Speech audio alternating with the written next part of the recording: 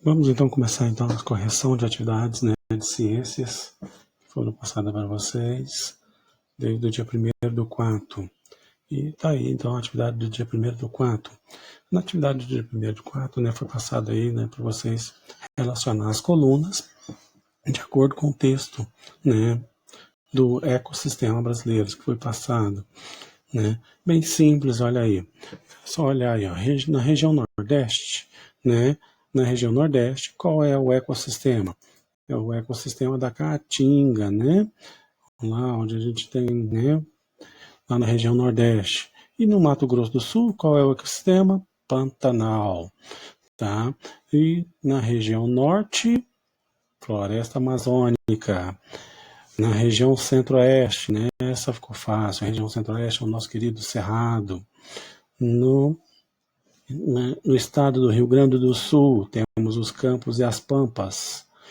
Na região Sudeste, Mata Atlântica. E na região Sul, Mata da Araucárias, né? Então, esse aí, né, era a correção da atividade do dia 1º do 4. Tá? É só relacionar as colunas aí. Então, ficou aí, ó, 5, 4, 7, 6, 2, 3, 1, de cima para baixo, né? Então, a região Campos e Pampas é do Rio Grande do Sul, Cerrado, né, do Centro-Oeste, Mata Araucárias da região Sul, Mata Atlântica da região Sudeste, Pantanal no Mato Grosso do Sul, Floresta Amazônica no Norte e Caatinga, região Nordeste. Então, agora para as atividades do dia 6/4, né, a primeira atividade é a pergunta: quais são os principais causadores da degradação do cerrado causado pelas ações humanas? No texto que eu passei, né, falava justamente sobre isso, sobre a degradação do cerrado, né, o que está acontecendo com o cerrado, o que o homem está causando ao cerrado, né, ou seja, estamos destruindo o cerrado. Tá? Então, quais são as principais causadores? O primeiro deles seria o aumento das emissões dos gases do efeito estufa, né? Muita fumaça, muito carro, né? Causando então esses efeitos estufa. As indústrias, as fábricas também, né? Liberando muita fuligem no ar. O aumento das queimadas, né? Quanto mais área para plantar, quanto mais área para gado, né, menos cerrado nós temos. Ou seja, para fazer uma área para plantio, tem que se destruir tudo, queimar, né, e acaba fazendo muita queimada. E o ser humano gosta de pôr fogo, né? Extinção de diversas espécies de plantas e animais, né? Destruindo o cerrado, estamos perdendo as nossas plantas, né? Várias plantas, né, que às vezes nem chegamos a conhecê-las, né? Destruindo aí plantas que são nativas nossas, animais nativos nossos aqui, né? Mudanças climáticas, a seca. Aí você fala, mas isso não tem nada a ver com o homem. Lógico que tem, né? Quanto mais você mexe, né, com a natureza, né, quanto mais destruímos, né, o cerrado, né, com aumento aí de plantios, né, de coisa que não é daqui, acaba causando mudanças no clima, mudanças né, de evaporação da água, né, o ciclo da água muda, então acaba aumentando a seca aí, né? Contaminação dos rios, né, com agrotóxicos, né, sujeira, assoreamentos, né, com rede de esgotos, né, que acaba em parar no rio, né? Contaminação do solo e da água, né? Por exemplo, com agrotóxicos, joga-se agrotóxico na planta, nesse agrotóxico a chuva é levada para o lençol freático, né, porque acaba poluindo a nossa própria água, ou seja, acaba intoxicando nós mesmos. Erosão, né, com desmatamento e as queimadas, o solo fica desprotegido, vem a chuva causando a erosão, né, e essa terra acaba parando nos nossos rios, formando então também aí, né, os assoreamentos dos rios. Esgotamento dos recursos naturais, né, nós utilizamos tantos, né, só pegando e acaba aí né, nossos recursos naturais, nosso cerrado, né, logo não vamos ter mais nada dele. Então essa aí era a questão número 1, né, quais são os principais causadores da degradação do cerrado causado pelas ações humanas.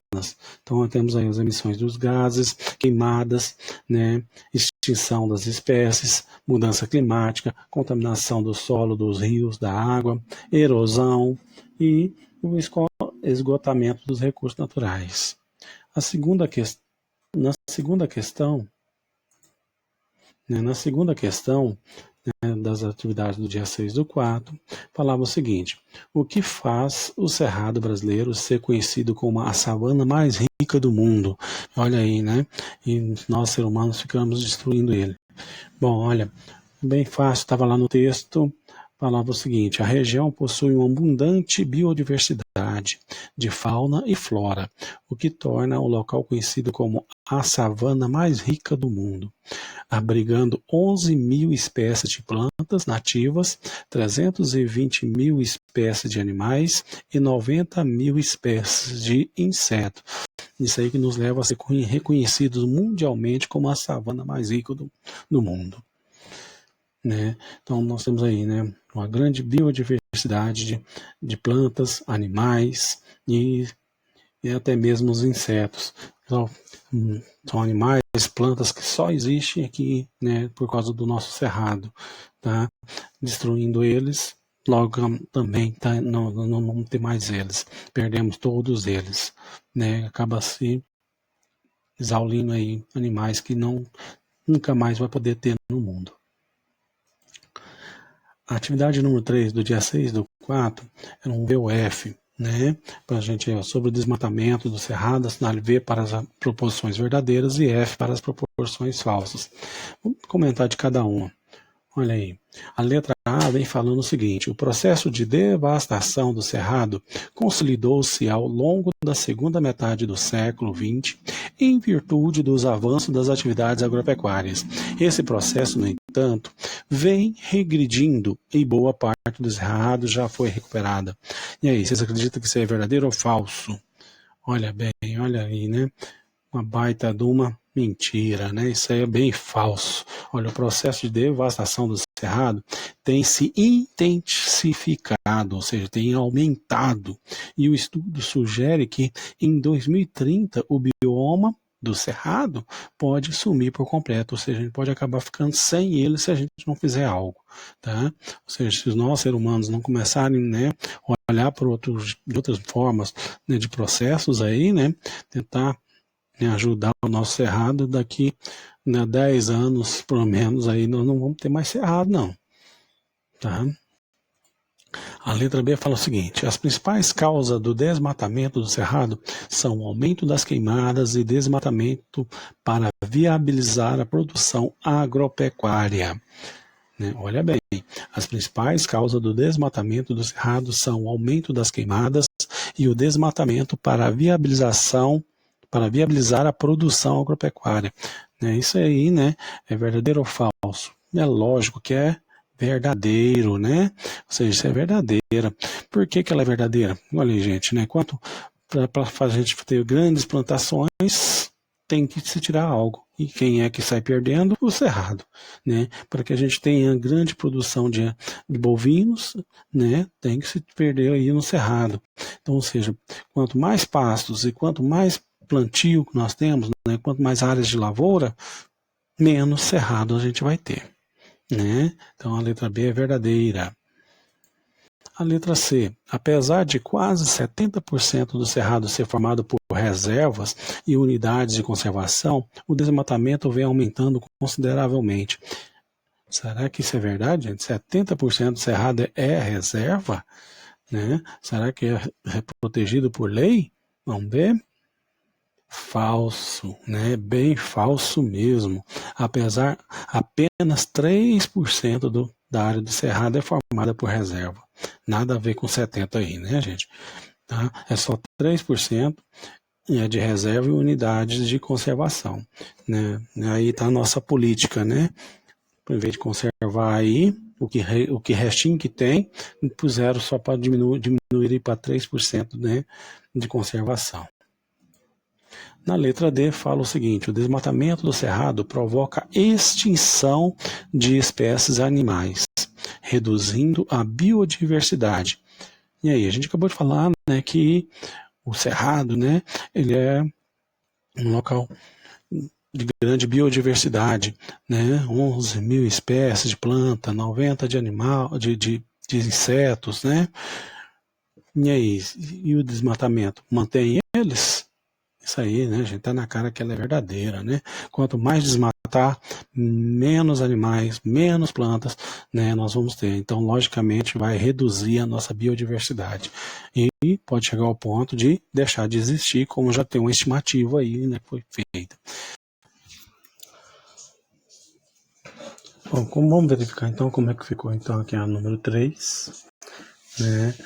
A número 3 ficou da seguinte forma: o processo de devastação, então a letra A ficou sendo falsa, a letra B ficou sendo verdadeira, a letra C ficou sendo falsa e a letra D ficou verdadeira, né? Então essa assim ficou então a número 3 do dia 6/4. Para o dia 13/4, né, na primeira questão, né, a gente tinha então um texto, né, falando sobre a hipótese de Gaia. A hipótese de Gaia, né, é um conjunto de cientistas que acreditam que a Terra, né, ela pode se regenerar sozinha, ela tem o próprio poder para fazer isso. Alguns cientistas acreditam, outros não, né, por isso que é uma hipótese, né, você tem que comprovar isso, né. Mas está aí, né, no texto explicando o que vem a ser a hipótese de Gaia. E a primeira pergunta está assim, ó: por que essa hipótese foi denominada de Gaia? Né?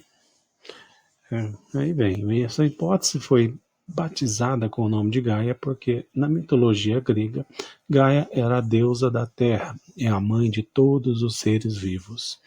Né? Então, esse aí foi o porquê do nome, né, Gaia. Né? A letra B, o que sugere a hipótese de Gaia? Bom, o que nos sugere a hipótese de Gaia? Segundo a hipótese, o planeta Terra é um imenso organismo vivo, capaz de obter energia para o seu funcionamento, regular o seu clima e temperatura, eliminar os seus detritos e combater as suas próprias doenças, ou seja, assim como os outros seres vivos, um organismo capaz de se autorregular, né? Ou seja, a própria Terra conseguiria se regenerar, né? Seria capaz de obter energia, no caso, através do Sol, para se manter, regular o seu clima e tudo mais. Vamos à letra C.